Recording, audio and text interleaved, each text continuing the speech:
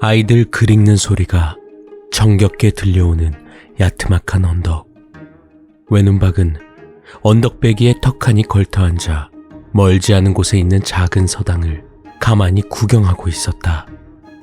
그다지 크지 않은 마을이었기에 서당 역시 한 칸이 고작이었고 나이 지긋한 훈장이 대여섯 명을 앉혀놓고 그를 가르칠 뿐이었다. 다만 외눈박이 눈여겨보고 있던 것은 서당 안이 아니라 서당 밖에서 열려있는 문을 빼꼼히 훔쳐보고 있는 너저분한 차림의 두 아이였다. 보아하니 가난한 집 아이들이 귀동냥으로 그를 배우려는 듯 했다. 거참, 그 기특한 아이들일세. 응?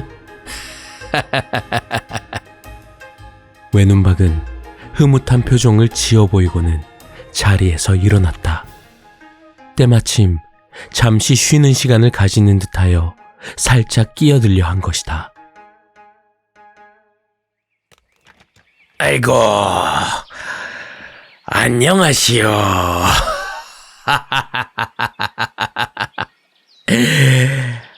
이야기 찾아 전국 팔도 두루두루 헤집고 다니는 이야기꾼 외눈박이라 하오. 외눈박, 내가 박가니 그렇게 부르시오. 내 지나가는 길에 열심히 학문을 갈고 닦는 기특한 아이들을 보고 그냥 지나칠 수 없어 이리 찾아왔소이다.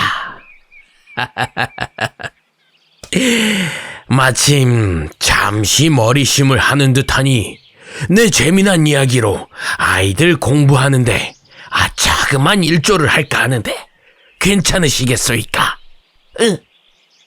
훈장은 잠시 고민했지만 이야기란 말에 아이들 눈이 번뜩 뜨였기에 괜찮겠다 싶은 모양이었다. 그러시오. 안 그래도 목이나 좀 축이고 천천히 할 생각이었으니 재미난 이야기가 있다면 어디 한번 들려주오. 내 사금 못 치러도 요기할 간식거리 정도는 대접할 수 있으니. 훈장의 허락이 떨어지자 아이들은 신이 나서 외눈박 주변으로 몰려들었다. 자, 거기 너희도 이리 오거라. 응? 이야기는 많이 들을수록 재미난 법이니 말이야. 밖에서 쭈뼛거리고 있던 아이들은 외눈박의 말에 반색하며 외눈박에게 달려왔다. 훈장은 다소 못마땅한 얼굴을 보였지만 크게 무어라 하지는 않았다. 외눈박은 아이들이 내미는 다과를 받아먹고는 이야기를 시작했다. 자,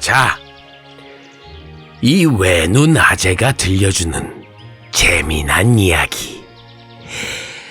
오늘의 이야기는 저 산 넘고 들질러 멀고 먼 곳에 있던 숨겨진 마을, 귀태들이 모여 살던 귀태촌에 대한 이야기야.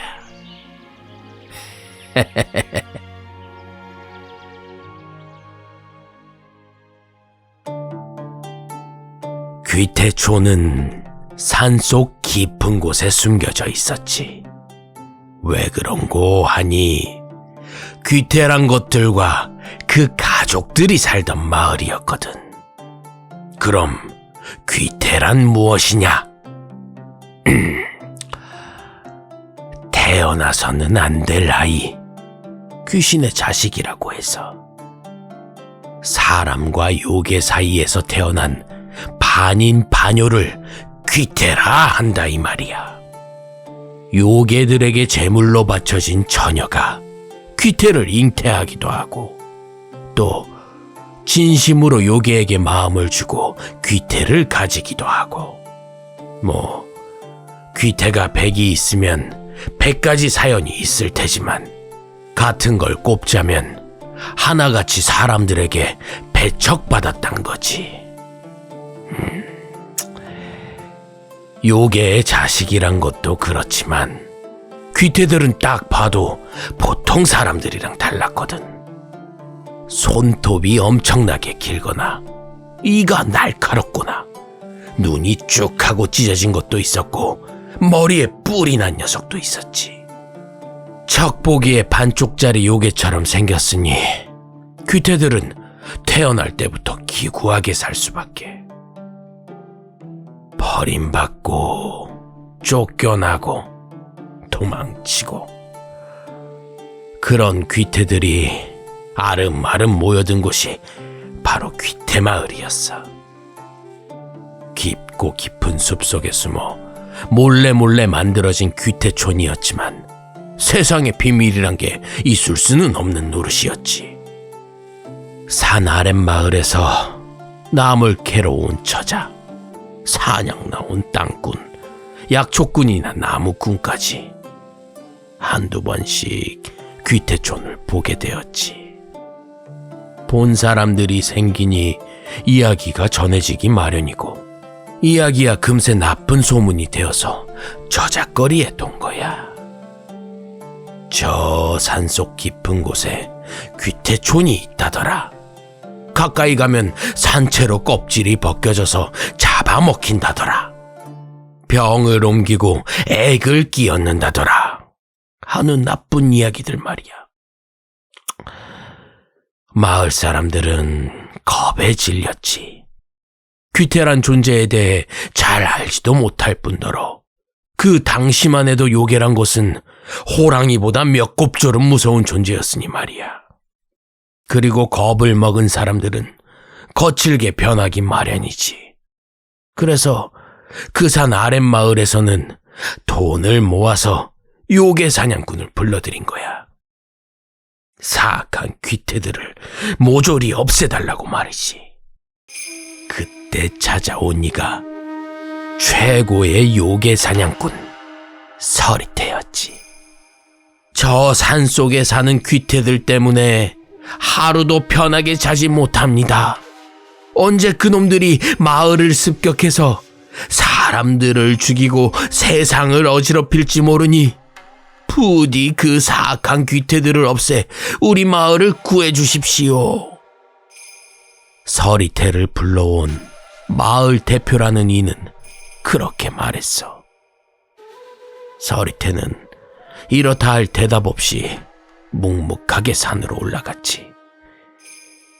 귀태촌은 산속 깊고 깊은 곳에 은밀하게 숨겨져 있었지만 과연 최고의 요괴 사냥꾼인지라 어렵지 않게 귀태촌을 찾아갈 수 있었어. 그렇게 찾아간 귀태촌은 사람들이 생각하는 것처럼 무시무시한 곳이 아니었어. 그냥 빈곤한 산골 마을, 딱 그 모습이었지. 귀태들은 서로를 도와가며 열심히 흙을 다져 집을 지었고 거친 땅을 일궈 밭을 만들어 놓았어. 약초를 캐고 산짐승을 잡아가며 근근히 살아가고 있었지. 그 모습을 본 서리태는 그다지 놀라지 않았어. 이미 알고 있었던 게지. 귀태들이 어떤 존재인지 말이야. 인간보다 특출나게 잘난 것도 못난 것도 없고 특출나게 나쁘지도 특출나게 착하지도 않은 자들. 그저 태생이 그런지라 다른 외모를 가진 채 배척받을 뿐 살아가기 위해 오늘도 열심히 일하는 우리네들과 전혀 다를 바 없었어. 사람들이 생각하는 사악한 괴물들은 이곳에 존재하지 않았지. 그런데도 서리태가 귀태촌에 들어서자 다들 벌벌 떨었어. 칼을 차고 찾아온 인간이 자기들을 어찌 대하는지는 경험을 통해 잘 알고 있었으니까. 십수명은 될 법한 이들은 전부 겁먹은 토끼마냥 웅크린 채 다짜고짜 싹싹 빌었지. 아이고 나으리, 저희는 아무 잘못도 하지 않았습니다. 제발 목숨만은 살려주십시오. 눈에 띄지 않고 죽은 듯이 살겠습니다. 그러니 제발 저희를 살려주십시오.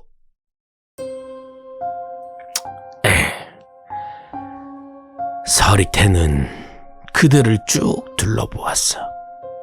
귀태들이 대부분이었지만 그들의 인간 부모, 조부모들도 있었지. 요괴에 대한 복수심과 분노가 가득한 서리태였지만 서리태는 귀태와 그 가족들을 처단할 이유는 없다고 생각했어. 그들은 죄가 없었으니까.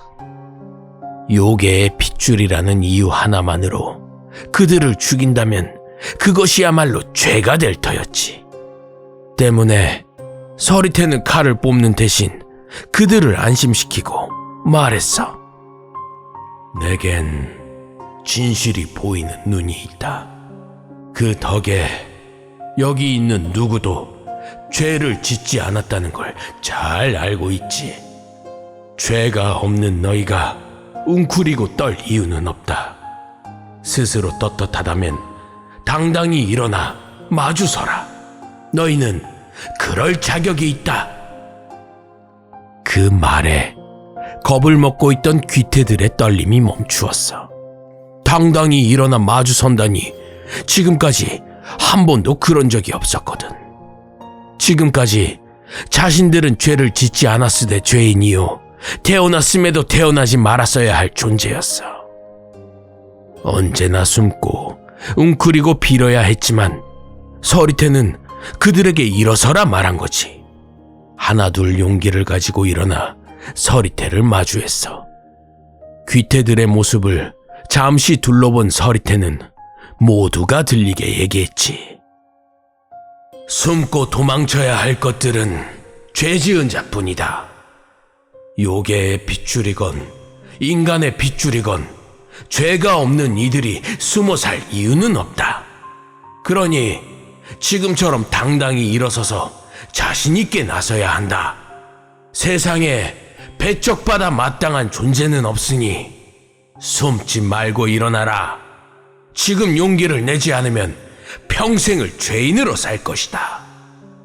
시간이 걸릴지라도 포기하지 말고 세상의 일부가 되어라. 절대 스스로를 가두지 마라. 서리태는 그 말을 끝으로 그대로 몸을 돌려 마을로 내려갔어. 처음부터 서리태는 귀태를 토벌하기 위해 온 게 아니었던 거지. 고작 몇 마디 말일지언정 귀태들에게 힘을 실어주고 그들을 세상으로 끄집어내고 싶었던 거야. 다행히 서리태의 말은 귀태들 마음속 깊은 곳에 새겨졌어. 그리고 산 아랫마을로 내려간 서리태는 이번엔 마을 사람들에게 이야기를 들려주었지. 귀태들 역시 우리와 다를 바 없는 존재다. 악한 존재가 아니니 처단하지 않는다. 그러니 너희도 죄 없는 그들을 이해하고 함께 해야 한다. 배척하지 말고 구성원으로서 받아주어라. 뭐 당연하다면 당연하겠지만 마을 사람들은 서리태의 말을 귀태들처럼 감명 깊게 듣지 못했어. 오히려 요괴의 앞잡이니 악의 수장이니 하면서 쇠스랑이며 나시며 들고 처단하겠다고 달려들었지.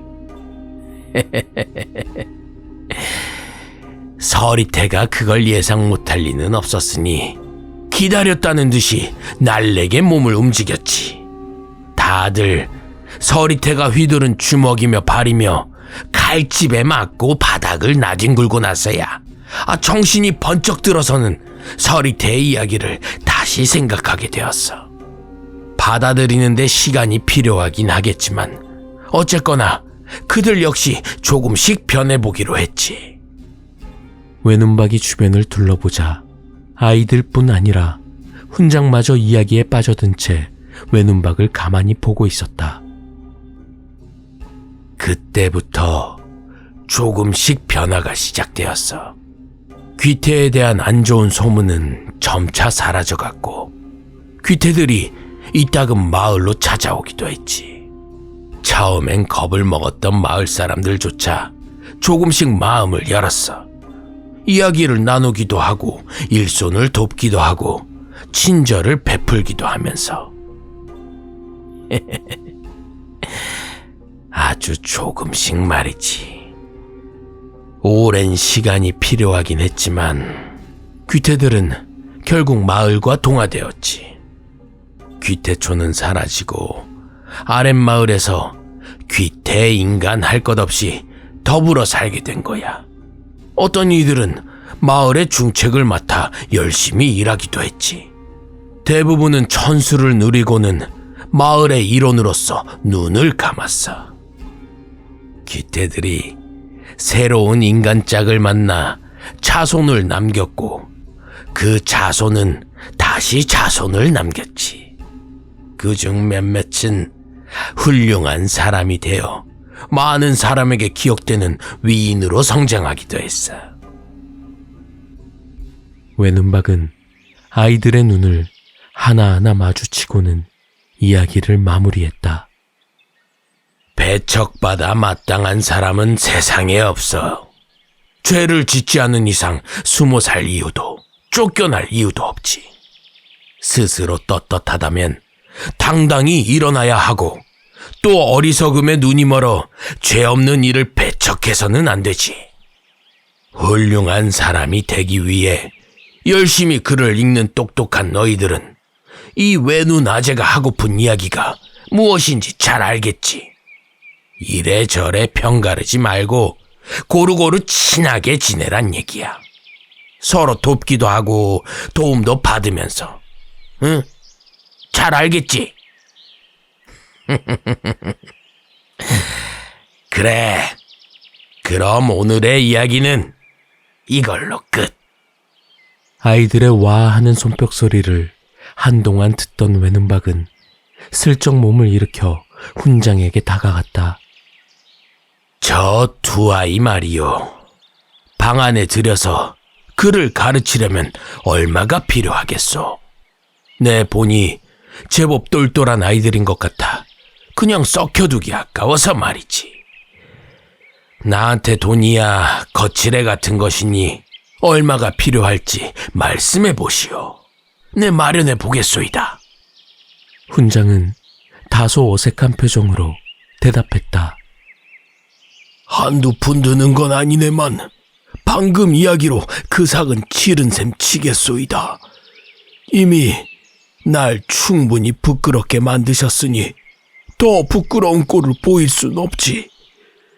내가 책임지고 모두에게 평등한 가르침을 줄 테니 걱정하지 마시오.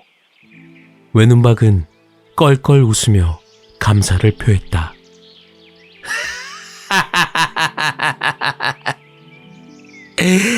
역시 훌륭한 교육자시오. 정 그러하시면 내 얻어먹은 간식값이라도 치르고 가리다.